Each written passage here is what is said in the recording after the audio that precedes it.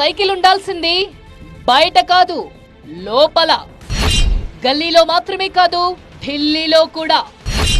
ఎన్డీఏలో చంద్రబాబే ఇప్పుడు king maker. ఎలా సాధించారు? ఏంటా విజయ రహస్యం?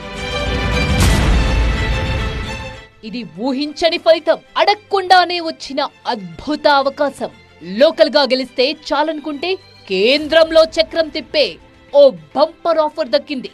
సెంట్రల్లో మళ్లీ బీజేపీనే గెలుస్తుంది అనేది అంతా ఊహించిందే. ఎన్ని సీట్లు వస్తాయి అన్నది పక్కన పెడితే బీజేపీకి సొంతంగా మెజారిటీ వచ్చేస్తుంది. ఇక కూటమిలోని పార్టీలన్నీ ఉన్నా లేనట్టే అనుకున్నారంతా. కానీ అనుకోని సువర్ణావకాశం చంద్రబాబు చేతికి చిక్కింది. కేంద్రంలో చక్రం తిప్పేందుకు చంద్రబాబుకు మరోసారి అవకాశం దానంతటా అదే హస్తిన నుంచి అడ్రస్ వెతుక్కుంటూ వచ్చింది. కలిసొచ్చే కాలానికి నడిచొచ్చే కొడుకున్నట్టు రాష్ట్రంలో అధికారం చేజిక్కించుకున్న సమయంలోనే ఆయచితంగా ఎన్డీఏలో కింగ్ మేకర్ గా నిలిచారు చంద్రబాబు.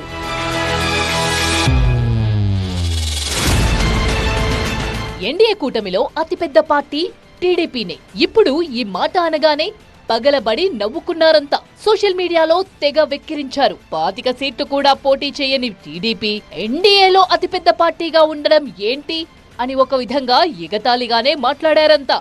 కానీ ఇప్పుడు నిజంగానే బిగ్గెస్ట్ పార్టీ ఇన్ ఎన్డీఏగా అవతరించింది టీడీపీ. కేంద్రంలో ప్రభుత్వాన్ని ఏర్పాటు చేస్తున్న ఎన్డీఏలో ఇప్పుడు చంద్రబాబే అత్యంత కీలకం.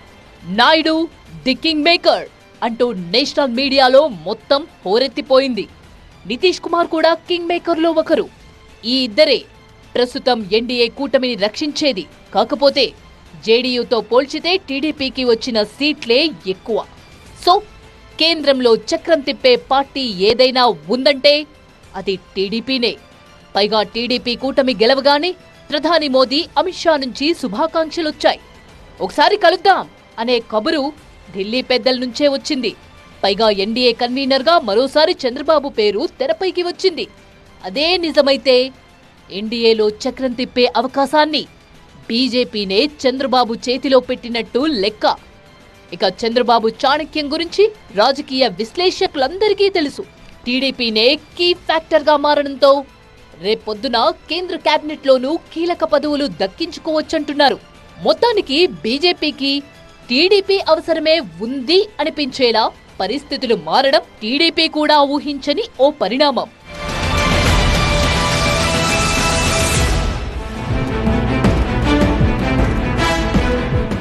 అయిపోయిందిక, చంద్రబాబు పని అయిపోయింది.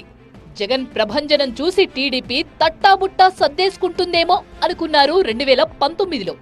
ఈ దఫాగాని టీడీపీ అధికారంలోకి రాలేదో ఇక ఆ పార్టీ ఉనికే ప్రశ్నార్థకం అని కూడా మాట్లాడుకున్నారు. చంద్రబాబు వయసు దృష్ట్యా ఈసారి గెలవకపోతే పార్టీ పని అయిపోయినట్టే అనేది రాజకీయ విశ్లేషకుల మాట. కానీ చంద్రబాబు నిలబడ్డారు. చరిత్రలో ఎన్నడూ లేనంత పతనాన్ని చూసినా, గెలిచిన 23 మందిలో ఒక్కొక్కరు వెళ్లిపోతున్నా పార్టీ అధినేతగా టీడీపీని నిలబెట్టుకున్నారు. అలా ఇలా కాదు, ఎదురుగా ఉన్నది సునామీని మించిన బలమైన పార్టీ అని తెలిసినా ఎదురెళ్లి పోరాడారు. ఆ పోరాట పటిమకు సునామీనే తలవంచింది. టీడీపీకి చరిత్రలో కని విని ఎరుగని విజయాన్ని అందించింది.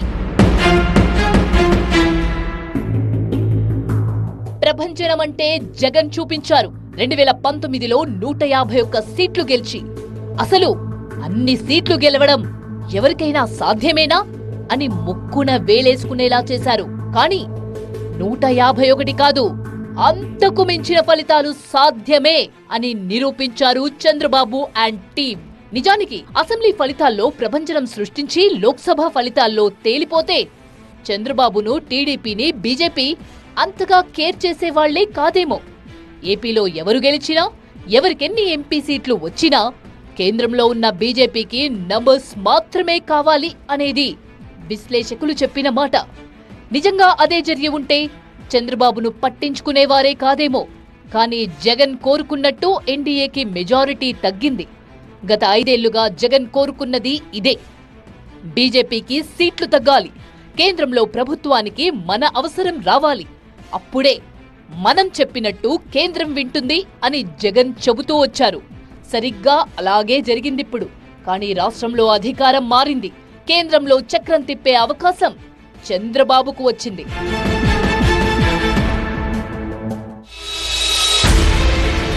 బీజేపీతో పొత్త, ఎందుకు రిస్క్? ఇదే ఎక్స్ప్రెషన్ ఇచ్చారంతా. బీజేపీతో పొత్తుకు చంద్రబాబు ఆరాట పడుతుంటే సొంత పార్టీ వాళ్లే లోలోన ఓ మాట అనుకున్నారు. జనసేనతో పొత్తు పెట్టుకున్నాం, చాలదా పెద్దాయన ఇలా బీజేపీ వెంట పడుతున్నారేంటి అనుకున్నారు. కానీ అలా అనుకున్న వాళ్ల అంచనాలన్నీ తప్పయ్యాయి. ఇప్పుడు బీజేపీతో పొత్తు కారణంగా మైనార్టీ ఓట్లు తగ్గిపోతాయి అనుకున్నారు. ఓ సెక్షన్ ఓటర్లు శాశ్వతంగా టీడీపీకి దూరం అవుతారు అనుకున్నారు. కానీ ఇక్కడే చంద్రబాబు చాణక్యం ప్రదర్శించారు. మైనారిటీలకు తాను అండగా ఉంటానంటూ భరోసా ఇచ్చి ఆ ఓట్లు కూడా టీడీపీ కూటమికి వచ్చేలా చేశారు. తనను మాత్రమే చూడాలంటూ హామీ ఇచ్చారు. రాయలసీమలో వైసీపీకి ఎదురుగాలి వీచిందంటే కారణం మైనారిటీ ఓటర్లు చంద్రబాబును నమ్మడమే అనేది విశ్లేషకులు చెబుతున్న మాట.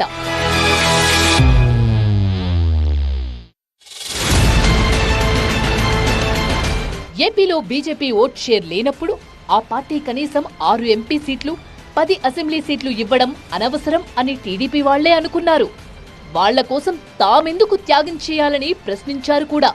టికెట్లు ఇవ్వని క్షణాన టీడీపీకి దక్కుతుంది అనుకున్న సీట్లు బీజేపీకి ఇచ్చిన సమయాన టీడీపీలో అగ్గిరాజుకుంది. కానీ పార్టీ అధినేతగా చంద్రబాబుకు ఎప్పుడు ఏం చేయాలో తెలుసు.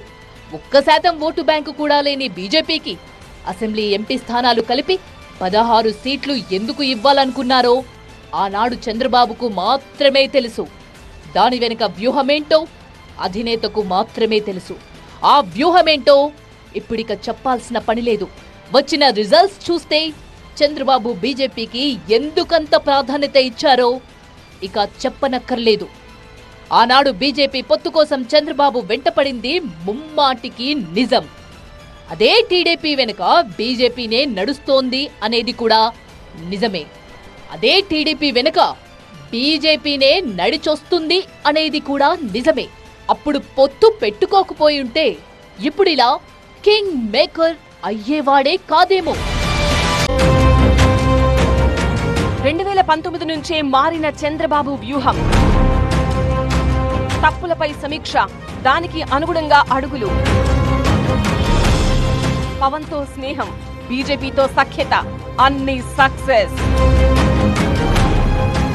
అందుకే కేంద్రంలో చక్రం తిప్పే అవకాశం. చేసిన తప్పేంటో తెలుసుకోగలగాలి, ఎక్కడ తప్పు జరిగిందో సమీక్షించుకోవాలి.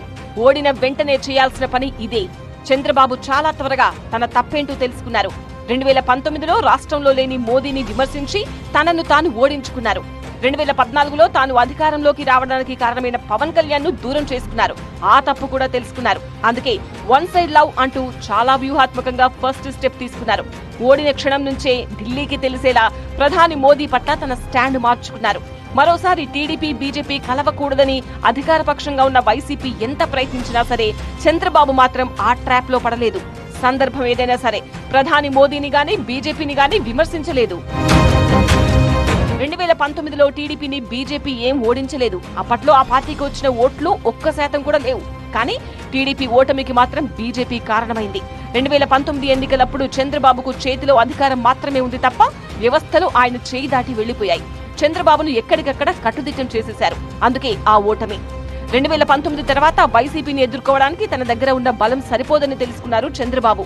ఏం చేసైనా సరే పార్టీని కాపాడుకుంటూనే పార్టీని నిలబెట్టాలి, అదొక్కటే చంద్రబాబు ఫోకస్. దానికి అనుగుణంగానే అడుగులు వేశారు.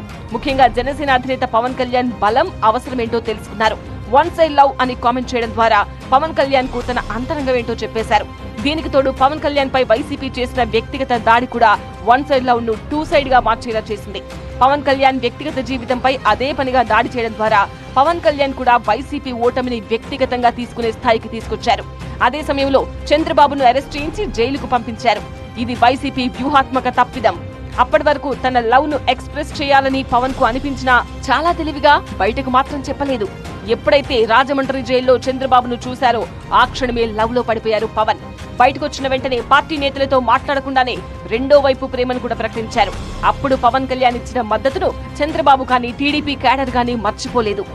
టీడీపీ జనసేన మధ్య పొత్తు కూడా అంత ఈజీగా నడవలేదు. గౌరవప్రద సీట్లు అని చెప్పి టీడీపీ బీజేపీ కోసం త్యాగం చేసి జనసేన కార్యకర్తల ఆగ్రహాన్ని చవిచూశారు. కానీ చంద్రబాబు మాత్రం ఒక్కటే చెప్పారు, పవన్ కళ్యాణ్ గౌరవాన్ని కాపాడుతామే తప్ప అగౌరవపరచబోమని క్లియర్ గా చెప్పారు. పవన్ కళ్యాణ్ కు సముచిత స్థానమే ఉంటుందని జనసేన కార్యకర్తల్లో భరోసా తీసుకురాగలిగారు చంద్రబాబు. అది జరగకపోయుంటే రెండు పార్టీల మధ్య ఓటు ట్రాన్స్ఫర్ అయ్యేదే కాదు. నిజానికి సీట్ల పంపిణీ సమయంలో జనసేన నుంచి తీవ్ర ఆగ్రహాలు వ్యక్తమయ్యాయి. కానీ చంద్రబాబు మాత్రం పవన్ కళ్యాణ్ కు సిసలైన రిపోర్టులే చూపించారు. ఎక్కడెక్కడ ఎన్ని సీట్లలో బలం ఉందో సర్వే చేయించి మరీ ఆ రిపోర్టును పవన్ కిచ్చారు. అందుకే మొదట 24 సీట్లకి ఒప్పుకొని ఆ తర్వాత 21 సీట్లకు పరిమితమయ్యారు జనసేనాని. కానీ ఇప్పుడు రిజల్ట్ చూడండి. జనసేనకిచ్చిన 21 సీట్లలో అన్ని సీట్లు గెలిచింది. ఇక్కడ పవన్ కళ్యాణ్ పరువును నిలబెట్టి పొలిటికల్ ఇమేజ్ పెంచింది చంద్రబాబు చాణక్యమే. బీజేపీ విషయంలోనూ ఇదే జరిగింది. టికెట్ల పంపిణీ సమయంలో బీజేపీ నేతలు చాలా సీట్లు డిమాండ్ చేశారు. కానీ అమిత్ షా సమక్షంలోనే సీట్ల పంచాయతీ తేల్చుకున్నారు చంద్రబాబు. ఎవరు గెలుస్తారో, ఎవరికి టికెట్ ఇస్తే ఓడిపోతారో లెక్కగట్టి మరీ చెప్పారు. ఆ లెక్కలే ఇప్పుడు దాదాపుగా నిజమయ్యాయి. అటు జనసేన బీజేపీకి సీట్లు పంచడం ద్వారా టీడీపీ నేతల నుంచే ఆగ్రహాన్ని చవిచూశారు చంద్రబాబు. వాటిని కూడా చాలా కూల్ గా సర్ది చెప్పుకున్నారు. ఈ మూడు పార్టీల మధ్య కోపం అలాగే ఉంటే గనక ఇవాళ ఓట్ల బదిలీ జరిగేదే కాదు. జనసేన బీజేపీ ఓట్లు టీడీపీకి పడతాయేమో గానీ టీడీపీ ఓట్లు జనసేన బీజేపీకి పడడం మాత్రం కష్టం. కానీ ఓట్ ట్రాన్స్ఫర్ రెండు వైపులా జరిగేలా చేశారంటే అందుకు కారణం చంద్రబాబు చాణక్యమే.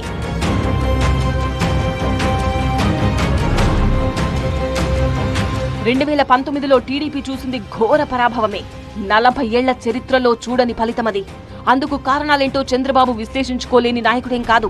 నిజానికి అలా విశ్లేషించుకోకపోతే నాయకుడి లక్షణాలు లేనట్టు. అందుకే ఆ మరుక్షణం నుంచే పంతాలు వదిలిపెట్టారు. పట్టింపులకు అస్సలే పోలేదు. పవన్ కళ్యాణ్ మోదీతో స్నేహానికి హస్తం చాచారు.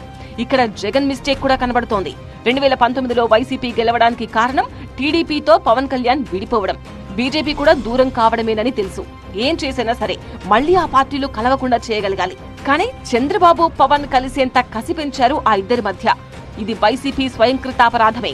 పైగా బీజేపీని కూడా కూటమిలోకి తీసుకొస్తానని పవన్ పదే పదే చెప్పారు. బహుశా వైసీపీ సీరియస్ గా తీసుకోలేదో, సీరియస్ గా ప్రయత్నించినా ఫలించలేదో గానీ కూటమిలోకి బీజేపీ కూడా వచ్చి చేరింది. ఇక్కడ బీజేపీతో పొత్తుకు కేవలం పవన్ కళ్యాణ్ ఒక్కరే ప్రయత్నించలేదు. చంద్రబాబు కూడా బ్యాక్గ్రౌండ్ వర్క్ చేశారు. బీజేపీతో తనకున్న స్నేహాలను ఉపయోగించారు. ఆర్ఎస్ఎస్ పెద్దలతో ఉన్న పరిచయాలను కూడా అస్త్రంగా ప్రయోగించారు. అందుకు ఒకసారి కలుద్దాం అంటూ ప్రధాని మోదీ నుంచి ఓ పిలుపొచ్చింది. ఆ తర్వాత అమిత్ షా కూడా చంద్రబాబును చర్చలకు ఆహ్వానించారు. ఆ అవకాశాలను ఏమాత్రం వదులుకోలేదు చంద్రబాబు. బీజేపీ ఎక్కువ సీట్లు అడుగుతుంటే ఎవరెవరు ఎక్కడెక్కడ గెలుస్తారో నివేదికలు ఇచ్చి మరీ టికెట్లు ఇచ్చారు. అలా బీజేపీ నుంచి పూర్తి మద్దతును రాబట్టగలిగారు. ఇవాళ అదే ఎన్డీఏకి కింగ్ మేకర్ గా మారారు.